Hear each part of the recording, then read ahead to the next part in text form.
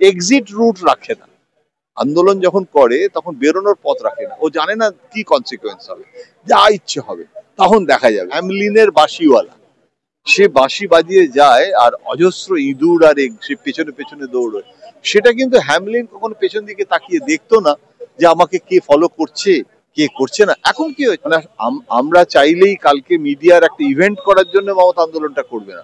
মমতা জানে যে প্রথমে একটা আবেদন নিবেদনের নীতি চলছে। শুভেন্দুও বয়সে ছোট এবং আমাদের শ্রমিক ভট্টাচার্য, এরা এরা সব খন্ড খন্ড একটা অখণ্ড মমতাকে মোকাবিলা করতে এখনো পায়ের ঘাম ছুটে যাচ্ছে এবং লড়াইটাকে ও কিন্তু মোদি বনাম মমতা নিয়ে চলে গেছে। দাদা, আপনি দীর্ঘদিন ধরে সাংবাদিকতার সঙ্গে যুক্ত। মমতা বন্দ্যোপাধ্যায়কে সেই সময় থেকে দেখছেন, আমরা জানি, যখন মমতা বন্দ্যোপাধ্যায় রাজনৈতিক জীবন শুরু হচ্ছে। বিরোধী নেত্রী হিসেবে তো আন্দোলনই আন্দোলন। মানে পশ্চিমবঙ্গে সিঙ্গুর থেকে নন্দীগ্রাম এই যে ক্ষমতায় আসা মানুষের সমর্থন নিয়ে, আমি তো মমতা বন্দ্যোপাধ্যায়কে প্রথম আমার সঙ্গে পরিচয় 1984 সালে। আমি জানি না তখন তোমার জন্ম হয়েছে কিনা, হয়নি। তো 1984 সালে সোমনাথ চট্টোপাধ্যায়ের বিরুদ্ধে মমতা বন্দ্যোপাধ্যায় প্রার্থী। তো আমি তখন বর্তমান কাগজে কাজ করি, বরুণ সেনগুপ্ত আমার সম্পাদক। আমি একা যে কভার করেছি তা নয়, কিন্তু আমাকেও বলা হলো, তখন তো আমি কলকাতায়। তো মমতা বন্দ্যোপাধ্যায় সোমনাথ চট্টোপাধ্যায়কে পরাস্ত করলেন, তারপরে উনি দিল্লিতে মেম্বার অফ পার্লামেন্ট হয়ে গেলেন। কিন্তু ওনার আন্দোলনটা যখন সিঙ্গুর হচ্ছে, তখন সাধারণ মানুষ, কৃষক, মানে প্রত্যেকটা আন্দোলন। এবং আমার এখনো মনে আছে লন্ডনে, লন্ডন স্কুল অফ ইকোনমিক্স এর একজন অর্থনীতিবিদ, আমার বন্ধু, ও আমার থেকে ছোট বয়সে, আমার থেকে বেশি লেখাপড়া জানে। তো সে লন্ডনে বসে আমাকে বলেছিল যে মমতা বন্দ্যোপাধ্যায় হচ্ছে পশ্চিমবঙ্গে আন্দোলনের একটা লোগো। তুমি যে আন্দোলন বলছো, সে অর্থনীতিবিদ বলেছিল এবং বলেছিল যে খুব সুন্দর ইংরেজিতে একটা সেন্টেন্স বলেছিল, আমার ওটা খুব প্রিয় বলে বলছি। বলেছিল Mamata Banerjee is a successful political entrepreneur of the discontent of Bengal. এটা একটু বাংলায় চট করে বলে দিই, যে মানুষের যে অসন্তোষ, ডিসকন্টেন্ট অফ বেঙ্গল, তো তার successful political entrepreneur of the discontent of Bengal, মানে মানুষের যে অসন্তোষ তুমি যেটা বলছো না, তার একদম পলিটিক্যাল এন্টারপ্রেনার, রাজনৈতিক একটা এন্টারপ্রেনার, মানে একটা উদ্যোগী, যিনি ওই অসন্তোষটাকে মূল্যায়ন করে আন্দোলন করে যাচ্ছে। সেটা ছোট ঘটনা হলেও, ছোট খাটো, তাকে মাথায় মারলো। তুমি তো দেখো, তোমরা সেসব দিন, মানে এই যে আলম, সে মাথায় চোট, গলগল করে রক্ত বেরোচ্ছে। 21শে জুলাই কি সাংঘাতিক। অনেকে বলো রাইটার দখল করতে গেছিল, একদম বাজে কথা। এবং আমি তখন ছিলাম বলে বলছি যে ও তো বলছে রাইটার্সে যেও না, ওদিকে তাকিও না। তো আন্দোলন এবং ও না, যেটা হয়েছে এখানে আন্দোলনের কাহিনী সব লিপিবদ্ধ রয়েছে এবং ও নিজেও ওর বইতে অনেক কথা লিখেছে। আমি শুধু ওর আন্দোলন সম্পর্কে একটা কথা বলবো, যে ওর সাকসেস স্টোরিটা কেন হলো এবং যেটা আজকে বিরোধীদের আন্দোলনে সেই সফলতাটা বিজেপিরা কেন পাচ্ছে না, তার কারণটা হচ্ছে যে টিভিতে তুমি যদি আন্দোলনটাকে পারসেপশন দেওয়ার জন্য তুমি যদি এখন ক্যামেরার সামনে আন্দোলন করো, তাহলে ও কিন্তু সেই আন্দোলনটা করে। ওর আন্দোলনের একটা স্বতঃস্ফূর্ততা ছিল। অনেক সময় তার জন্য ওর অসুবিধাও হয়েছে। আমরা বলতাম যে এক্সিট রুট রাখে না। আন্দোলন যখন করে তখন বেরোনোর পথ রাখে না। ও জানে না কি কনসিকুয়েন্স হবে, যা ইচ্ছে হবে তখন দেখা যাবে। ও কিন্তু কখনো ভাবতো না যে আমি এই আন্দোলনটা করলাম, তার জন্য এই রিয়াকশনটা হবে, তাহলে এবারে এটা দাবি করব, তাহলে এর থেকে পালিয়ে যাব। এরকম অনেক সুযোগ এসছে। আমার এখনো মনে আছে যখন বুদ্ধবাবু, নিরুপম সেন, আমার সাথে খুব ভালো সম্পর্ক ছিল, সবাই জানে। আমি তখন আনন্দবাজার পত্রিকায়, নিরুপম সেন এবং বুদ্ধবাবু যে সময় বলেছিল যে মমতা আন্দোলন করছে, ভালো কথা, সিঙ্গুর নিয়ে একটা মাঝামাঝি একটা বোঝাপড়ার জন্য পার্থ চট্টোপাধ্যায় তখন বিরোধী দলনেতা, ওনাকেও বলা হয়েছিল। ইনফ্যাক্ট রাজ্যপাল গোপাল গান্ধী তিনিও চেষ্টা করেছিলেন যে আপনি এই আন্দোলনটা করুন, এতটা ইচ্ছুক অনিচ্ছুক চাষি, তাহলে এতটা আমরা দিলাম, এতটা দিলাম না, তাহলে আপনিও গেইন করলেন, আপনারও আন্দোলন সফল হলো এবং আমরাও থাকলাম, আপনি আবার আন্দোলন করে ফিরে গেলেন। তাহলে এটা একটা আন্ডারস্ট্যান্ডিং করে আন্দোলন করা। মমতা এই পাঠশালার ছাত্রী ছিল না, তার জন্য অনেকে বিরক্ত হতো। প্রণব মুখোপাধ্যায় পর্যন্ত একাধিকবার বিরক্ত হয়েছে। কিন্তু মমতা বন্দ্যোপাধ্যায়ের অ্যাটিটিউডটা ছিল যে আমি কিন্তু ওই হিসেব নিকেশ করে কিছু, এটা তো ট্রেড ইউনিয়ন করা নয়। ট্রেড ইউনিয়নে হয় না যে এটা দোকানদারির মতো, মানে আমি ওয়েজ এতটা দাবি করব, তুমি মালিক এতটা বলবে, বাইরে এসে আমি সবাইকে বলবো দেখো আমি আদায় করে নিয়ে এলাম, সবাই হাততালি দিল।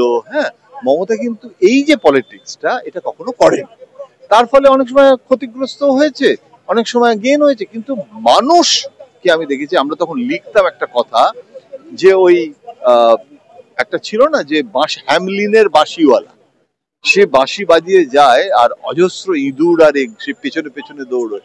সেটা কিন্তু হ্যামলিন কখনো পেছন দিকে তাকিয়ে দেখতো না যে আমাকে কে ফলো করছে কে করছে না। এখন কি হয়েছে, এখন আমি সেদিনকে কলেজ স্ট্রিটে একটা, নাম বলছি না, একটা ছাত্র সংগঠন, হ্যাঁ কোন একটা সংগঠন, তারা একটা আন্দোলন করছে, তো এরকম ক্যামেরাটা ফেলা হয়েছে তাদের মুখের ওপরে, এবং সেখানে না হয়তো 10 জন ছেলে আছে এবং তারা হাত তুলে চিৎকার করে যাচ্ছে এবং ওইখানে ফোকাস করে ওটা দেখানো হচ্ছে, কিন্তু চারদিকে আর কিছু নেই, ট্রাম লাইনের ওপরে ঠিক প্রেসিডেন্সির সামনে, এবং ওদেরটা সুইচ অফ করে দিল, মানে লাইট অফ করে দিল, ওই 10 জন চলে গেল, রাস্তা খালি, কোনো আন্দোলন নেই।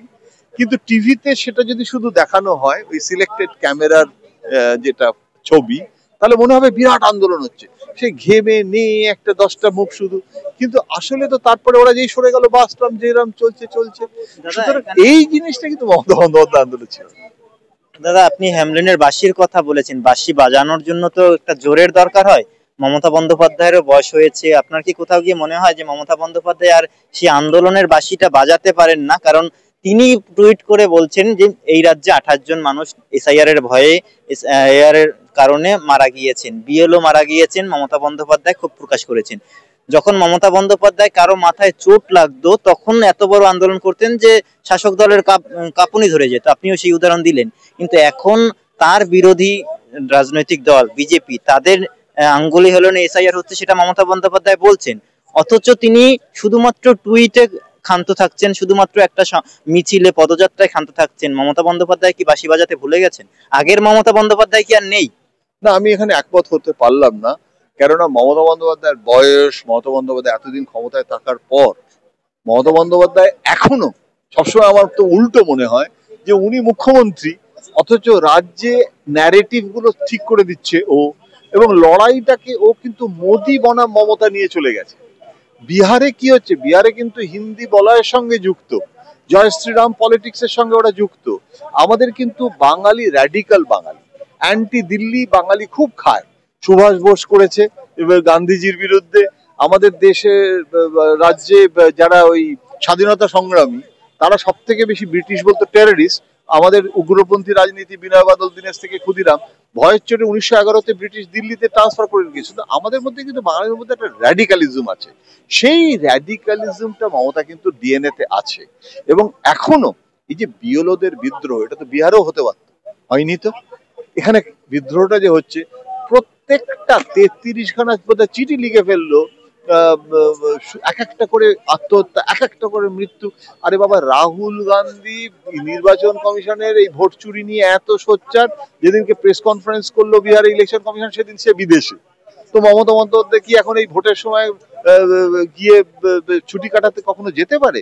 তেজস্বী যাদবকে আমি নিজে বিহারে গিয়ে দেখেছি 12টা অব্দি দরজা বন্ধ, তিনি এত রাত্রি অব্দি বিহারে ইলেকশনের সময়। সুতরাং ওটা লালুও নয়। হ্যাঁ হ্যাঁ হ্যাঁ, ওটা বলা যাবে না যে মমতা বন্দ্যোপাধ্যায় যে বয়সে এখনো পায়ে হাঁটতেও কষ্ট হতে পারে, কিন্তু মমতা বন্দ্যোপাধ্যায় কিন্তু এখনো হ্যাঁ, ফর্ম বদলায় সময়ের সাথে সাথে, আন্দোলনের অনেক ফর্ম বদলে গেছে। আজকে তো উল্টে এই অমিত শাহ কিছুদিন আগে বিজেপি নেতাদের কাছে বৈঠকে বলেছেন যে আমাদের একটা মমতা দরকার, মানে আজকের মমতা নয়, আজকে তো মমতা মুখ্যমন্ত্রী, যে মমতা সিপিএম কে তাড়িয়েছিল, অর্থাৎ একটা বিরোধী নেত্রী মমতা। কারণ এখানে সুকান্ত মজুমদারই বলো, এরা ভালো মানুষ, আমি কিন্তু সুকান্তকে খারাপ মানুষ বলি না, লেখাপড়া করেছি, মাস্টারমশাই, আমার থেকে বয়সে অনেক ছোট, শুভেন্দুও বয়সে ছোট, এবং আমাদের শ্রমিক ভট্টাচার্য, এরা এরা সব খন্ড খন্ড, একটা অখণ্ড মমতাকে মোকাবিলা করতে এখনো পায়ের ঘাম ছুটে যাচ্ছে। তো আমি তো বলবো যে এটাই খুব, মানে আমাকে তো বিজেপি দিল্লির নেতারা বলে যে আমরা সব রাজ্যে গিয়ে আমরা সবাইকে তাড়াচ্ছি, এই একটা রাজ্য যেখানে গিয়ে আমরা কোলাপস করে যাচ্ছি, ওইটা ওদের খুব দুঃখ। যে অটল বিহারী বাজপেয়ী সেক্রেটারি ছিল, শ্যামা প্রসাদ মুখার্জি সেক্রেটারি ছিল অটল বিহারী বাজপেয়ী, অটল বিহারী বাজপেয়ী আমাকে দুঃখ করে বলেছিল যে আমার দুঃখ হচ্ছে যে আমি পশ্চিমবাংলাটাতে কিছু করতে পারলাম না। আর আডবাণীও বলেছিল, অমিত শাহ বলেছে না যে আমি প্যান ইন্ডিয়ান পার্টি তখনই হতে পারবো যখন পশ্চিমবঙ্গটা দখল করতে পারবো। তো ওদের পশ্চিমবঙ্গটা প্রায়োরিটি, সেখানে মমতা এখনো এত রকমের সমস্যার মধ্যেও, এবং 10 বছর ক্ষমতায় থাকার ফলে তৃণমূলের সবকিছু যে খুব হ্যাপি আওয়ার্স তা তো নয়, তৃণমূলের মধ্যেও তো অনেক রকমের সমস্যা। তা সত্ত্বেও মমতা করছে, এটা নিয়ে কোনো আমি অন্তত মানুষের মৃত্যু, সেই মৃত্যু নিয়ে মমতা বন্দ্যোপাধ্যায় এমন কোন বৃহত্তর আন্দোলন করছেন না।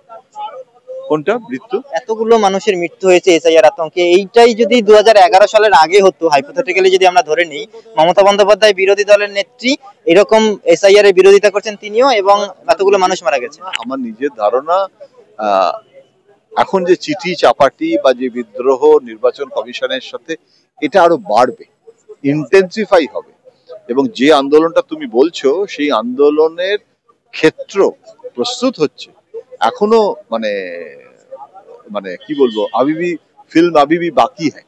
মানে এখন তো নভেম্বর মাস, নির্বাচন মার্চ এপ্রিল হবে। দেখো না, মমতা বন্দ্যোপাধ্যায় যদি নির্বাচন কমিশন যদি এখনো টাফ স্ট্যান্ড নেয় এত মৃত্যুর পর, মানে আন্দোলনেরও তো একটা কর্মসূচি কখন শুরু হবে, মানে আমরা চাইলেই কালকে মিডিয়ার একটা ইভেন্ট করার জন্য মমতা আন্দোলনটা করবে না। মমতা জানে যে প্রথমে একটা আবেদন নিবেদনের নীতি চলছে, এই আবেদন নিবেদনের নীতিতে যদি ওরা সাড়া না দেয় তাহলে আরো বৃহত্তর আন্দোলন, মানে আমি তো মনে করি যে মানে এখন আমাদের অপেক্ষা করতে হবে আরো দেখার জন্য।